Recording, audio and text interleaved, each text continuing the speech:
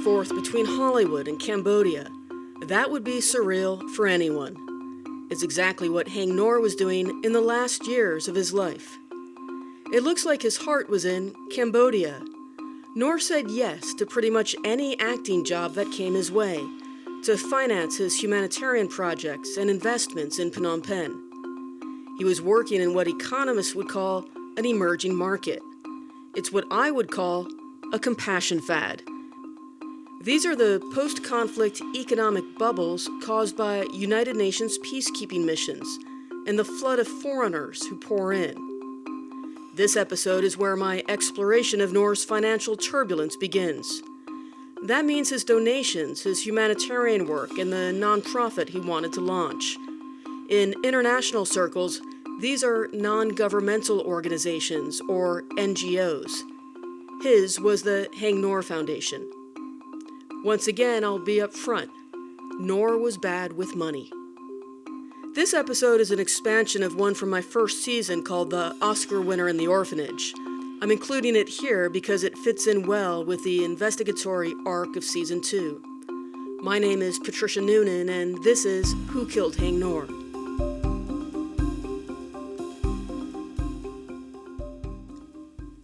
Not everyone's heard the term, but most have probably heard about compassion fads. Afghanistan after September 11, 2001, when the Taliban were ousted. East Timor winning independence from Indonesia in 1999. The birth of South Sudan in 2011. Haiti after the 2010 earthquake.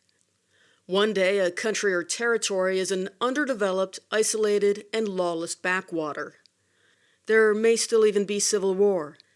Then something happens, and suddenly that backwater is deluged by the international community, seemingly overnight.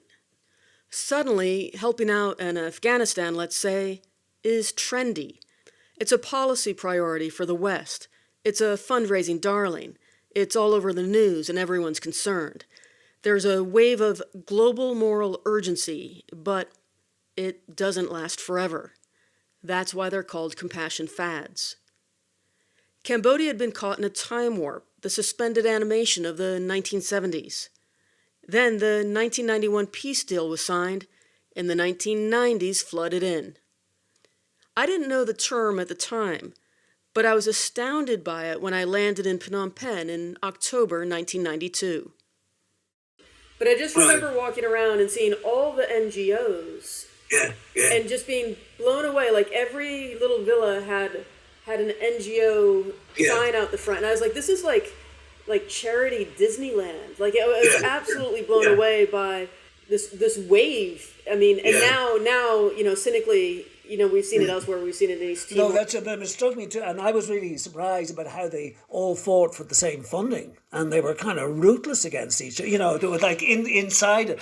The thing that one found is, as a rule, the people up country tended to be some of the most interesting people you ever met, who were actually out there. And the people in the city tended to be kind of some of the most kind of shameful people that you ever met. Now, I suppose later on, looking back on it, I suppose if you're in your 40s and you have kids, you want to send them to a good school. So, maybe the salaries, weren't as offensive as they appeared to me back then.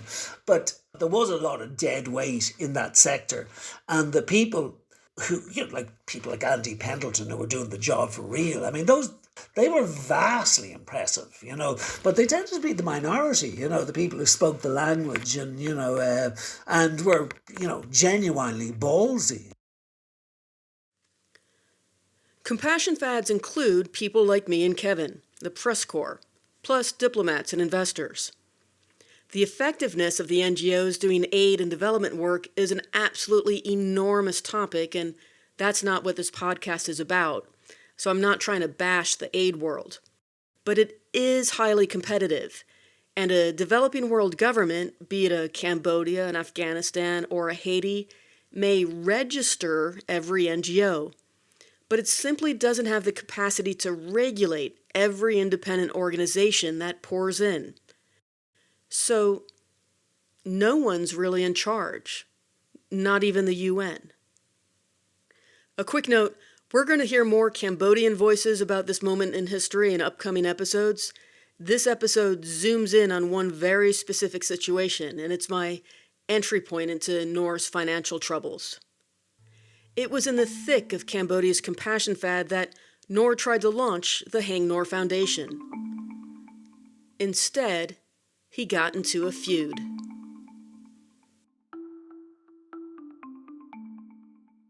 What I can say is that he didn't act like a movie star, if you could imagine what that would be like. This is Amelia Casella. She's Canadian, and she was a journalist in Cambodia back in the 1990s. Just like Kevin Barrington, she's an old friend of mine. She first met Haing Ngor in 1992. Like most Westerners, she met the warm version. He did not certainly seem flashy. He wasn't dressed expensively, or he didn't have expensive, jewelry. He didn't seem like someone who was trying to give an impression of being rich or being important. He was quite approachable. He was very willing to meet me and I think get his side of the story out in terms of explaining why he was asking an orphanage to move from his property. Casella had come across a story. Ngor was in a dispute with a Canadian named Naomi Bronstein. She ran an orphanage in Phnom Penh. Casella reported on this story for the Southern newspaper chain. That no longer exists, but at the time, it consisted of about 50 newspapers across Canada. The property was a villa, like most of the homes and office spaces in Phnom Penh. Scores of them were repurposed into office space for NGOs. Ngor had bought the villa from Cambodia's forestry department, spending $95,000 in 1991. That's about $225,000 today. Ngor had a key contact there. His brother, Chan Sarun, was the director of forestry. He was one of Ngor's 2 surviving brothers. Unlike Haing Ngor and his brother Haing Ngor, Chan Sarun was never a refugee. He stayed behind in Cambodia throughout the Khmer Rouge period and the Civil War to follow. We're going to look at Chan Sarun in more depth later. The villa Ngor bought came with a pre-existing tenant. It was the orphanage that Bronstein ran, called Canada House. The numbers fluctuated, but it usually housed between 30 and 45 orphans. She was a hero, a controversial character as well. She was a one-woman band, so to speak, running this orphanage in Cambodia called Canada House. But she had started actually earlier than that, I think, working in Vietnam. Bronstein was actually a Canadian national hero. She won the Order of Canada award for her work with orphans in Vietnam, Cambodia, South Korea, and Guatemala. She died in 2010. Bronstein named the orphanage Canada House, and she put a flag on the gate. But it had no official connection to the Canadian government. Canada didn't even have an embassy in Phnom Penh at the time. It had a consular office located inside the British Embassy. As it happens, Bronstein had decades of experience in the humanitarian sector. But as Casella just said, she was a one-woman band. And at the time, pretty much anybody could go to Cambodia and set up an NGO. And they could name it whatever they wanted. And so was quite well known as this feisty person who would, against all odds, do whatever she could to save children. And if that meant maybe not following all the rules or not following all of the norms of normal humanitarian or development organization, she sort of said, well, that's fine. My ultimate goal is to save children. And Bronstein's lease on the villa expired in October 1992.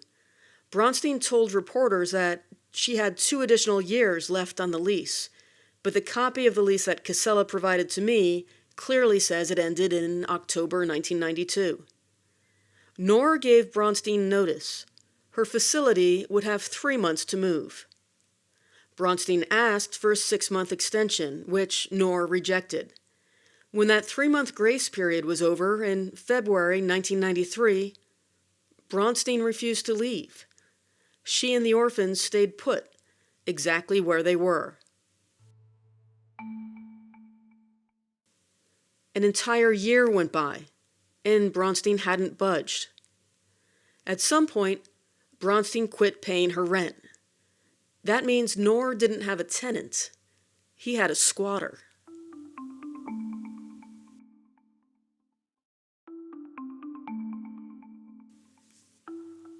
Casella doesn't know the exact date for when Bronstein stopped paying rent. In early 1994, about a year into the standoff, Bronstein became ill and she went home to Canada for treatment. Bronstein had been paying $1,200 a month in rent, according to her lease with the Forestry Department. That's just under $2,700 per month in 2025 money. That's expensive, but this was also that bubble economy common to UN peacekeeping missions. With so many foreigners flooding in, housing shortages are common. The standoff wouldn't end until June 1995. Let's crunch some numbers. We don't know the exact date that Bronstein went back to Canada, but for argument's sake, I'm going to go with February 1994. If that's when she stopped paying rent, then by the time this standoff ended, it would come to 16 months. If she had stopped paying in February 1993, after the 3-month grace period for her lease ended, that's 12 months longer, or 30 months. So Ngor had a lost opportunity cost for the rent he could have earned from a paying tenant. A 16-month loss comes to $19,200 in 1994 terms. That's just under $42,000 today. A 30-month loss is just under $79,000 today. That's after he bought the building itself, $225,000 in today's money. Of course, I'm estimating here, but Ngor could have been out of pocket as much as $300,000 in today's terms. That's a lot of money. Plus, there's whatever rent he was paying elsewhere in a UN boomtown while not living and working in the villa he bought.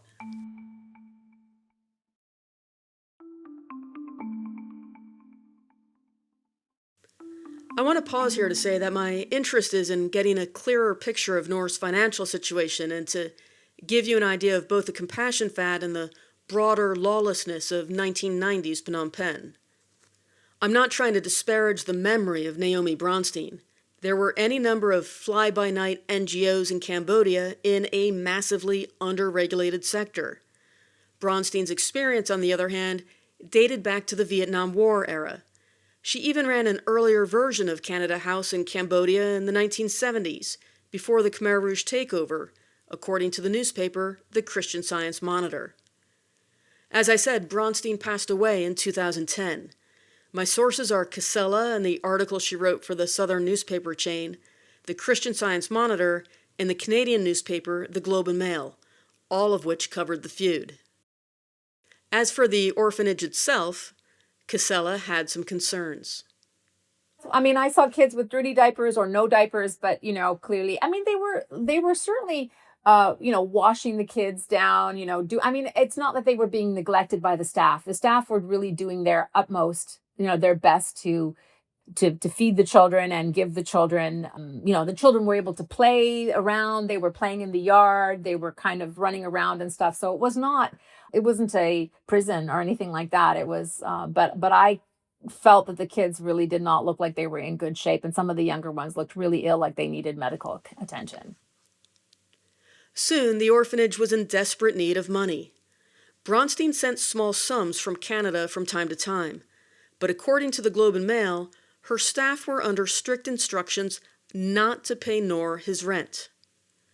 Bronstein had plans to get corporate sponsorship and large-scale funding, also reported by the Globe and Mail. Apparently, it didn't come together. Soon, orphanage staff were providing for the children out of their own pockets. Ngor was also strapped for cash. Basically, he said to me, he had no money to rent another property. So he got himself a little bit into a conundrum or a pickle when he ended up purchasing a property that he couldn't use. And he said he really couldn't afford to rent another property when he had paid for the property that he had expected to be able to use. So he was quite concerned about that. And he said, she's a Canadian, I'm a Cambodian. Please give me a chance to help Cambodians. I'm here to take care of my own people. Rumors spread that the orphanage was struggling. People tried to help. An expat bar held a fundraiser. Canadian peacekeepers and diplomats also pitched in, according to the Globe and Mail. Ngor, meanwhile, had his own ambitions for the Haing Ngor Foundation. He'd already gotten some projects off the ground. He teamed up with Cambodian Prime Minister Hun Sen, building at least 2 schools, and he restored 5 kilometers of road, according to Casella's reporting. Separate to the work he did with Hun Sen, he restored another school, which is mentioned in probate documents. Others told me about a small bridge he built and a temple. It was work he was passionate about. And he said that, Khmers who are in Canada, Khmers who are in the United States, we are the lucky ones, and we shouldn't feel guilty, but we should go back and help or do something to help Cambodians who are in Cambodia. And I think he did have guilt. He talked about this sort of sense that people might feel guilty because they had survived. And he wanted people to feel that they had a role in rebuilding their country. And he was also quite strong in saying that he wasn't doing this from any political aspirations, that he really felt that it was his duty as someone who was successful and lucky to come back to the country and contribute to the lives of people who were still in the country. That's super interesting to me. Ngor was quite strong in saying that he wasn't doing this from any political aspirations. Casella didn't talk about it with him in depth, but Ngor was thinking of running for office. This is corroborated by other sources, and we're going to come back to that. But there's something else I want to point out. I've been deliberately name-dropping. Ngor's brother is Chan Sarun, the director of the forestry department from which he bought the villa. That's a very powerful position. We're getting into forestry in an upcoming episode. And Ngor partnered with Prime Minister Hun Sen, the most powerful man in the country. If Ngor had wanted to, he could have evicted Bronstein's orphanage with a single phone call. He owned the property. He had the lease on his side. Even if he didn't, with friends like that, he could have snapped his fingers and the orphanage standoff would be over. This is what made Cambodia the wild, wild west. There was a wealth of NGOs, but the government had an extremely limited social safety net, even for children.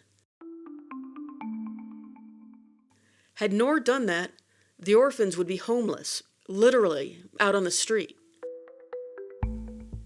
Ngor never took action against the orphanage. He simply referred the case to Cambodia's Ministry of Social Affairs, according to Casella. Maybe he was worried about his reputation. The story had already hit the press. A movie star evicting orphans wouldn't be a very good look. But Ngor had also helped found 2 other NGOs. One was Aid to Displaced Persons, or Aide aux Personnes Déplacées, for refugees, in which he partnered with a Belgian group. The second was Children of Angkor, or Les Enfants d'Angkor, with a French partner. People have told me that Ngor had an orphanage on the border, but no one remembers the name. My hunch is it's one of these NGOs that they're actually referring to. I've come across other moments when Ngor had the opportunity to turn to the dark side, as it were. He had opportunities to dive deeper into Cambodia's corrupt power networks. I'll flag them in upcoming episodes. So what's emerging for me as an investigator are outlines of Ngor's moral compass. It was far from perfect, and women are an obvious blind spot. But to me, throwing orphans out into the street was just never going to be something he did.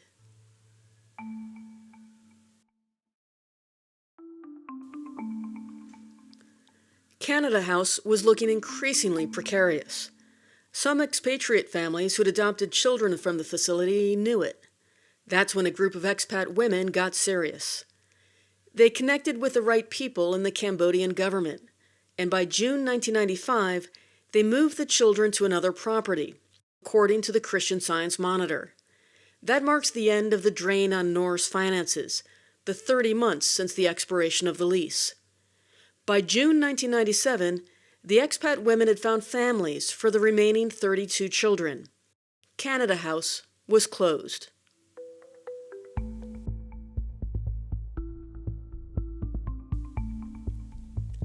As Casella just said, Ngor had guilt, survivor's guilt. It was probably amplified by working in Hollywood. Separate from the orphanage story, I found features on Ngor in the Los Angeles Times and the Christian Science Monitor. In them, he discusses how he donated his earnings from some movies in full, like Iron Triangle. I have no way to independently verify that, but friends knew he was spread too thin. This is Susan Walker. We heard about her in the Khmer Rouge episode. She was Ngor's former boss. Dr. Haing was very good at speaking, at taking care of people, but I think a very bad manager of his personal finances. And I just felt he needed someone to manage him, especially after he won the Academy Award. I've been trying to add up Ngor's expenditures in Cambodia between late 1988 and his death in 1996. It's a rough tally, including the donations he made, humanitarian projects he funded, properties he bought, lost opportunity cost from the orphanage, a loan he got from American friends.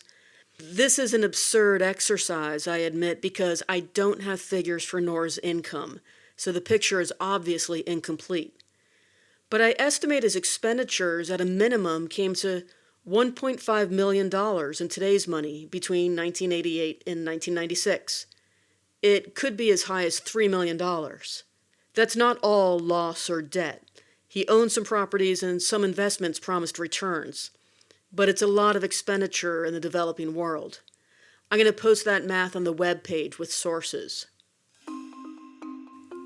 Even without knowing his income, the sense I'm getting is that Ngor was on a financial roller coaster. In 1994, he plainly told Casella money was tight. He was cash poor. I think I can remember it was $1 million. But that roller coaster is going to climb again. We'll hear about that in an upcoming episode. My name is Patricia Nunan, and this is Who Killed Haing Ngor. If you knew Haing Ngor, I'd love to hear from you. Reach out at whokilledhaingnor@gmail.com. I'm on Telegram as MP Nunan. If you'd like to support the investigation, there's a donation button on my webpage, whokilledhaingnor.com. Thank you for your support, and thank you for listening.